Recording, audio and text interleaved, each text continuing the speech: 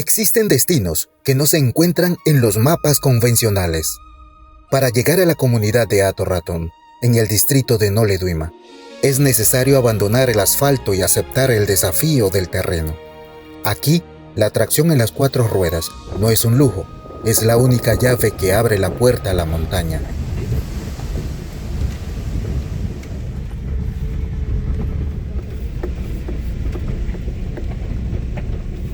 Muchos prefieren observar estas tierras desde la distancia o a través de un lente en las alturas. Pero para entender la verdadera esencia de este lugar, hay que bajar al suelo, sentir la textura del camino y respirar el aire denso de las cumbres.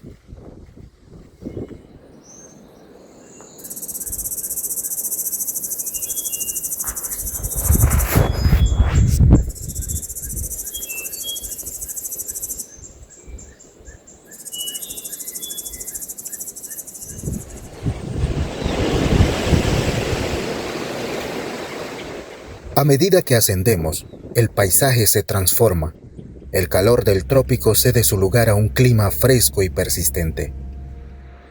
En Hato Ratón, las nubes no solo están en el cielo, caminan por las calles, entran en los hogares y envuelven la vida cotidiana con un manto de misterio y serenidad.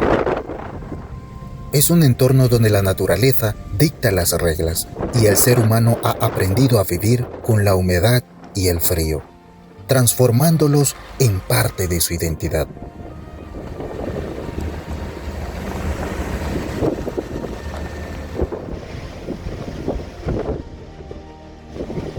Al caminar por sus senderos, descubrimos la calidez de su gente.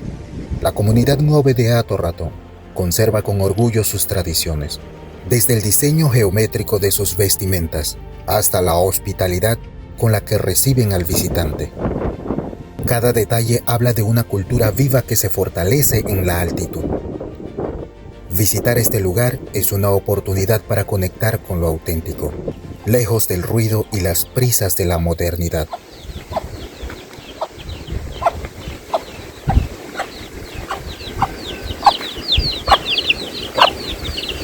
Este segmento les llega gracias a Naguas Daisy, Centro de Capacitación Jurín Chimbruzara, Blandford Producciones. Hato Ratón es una invitación a la aventura y al descubrimiento. Es un recordatorio de que los lugares más valiosos son aquellos que nos exigen esfuerzo para ser alcanzados.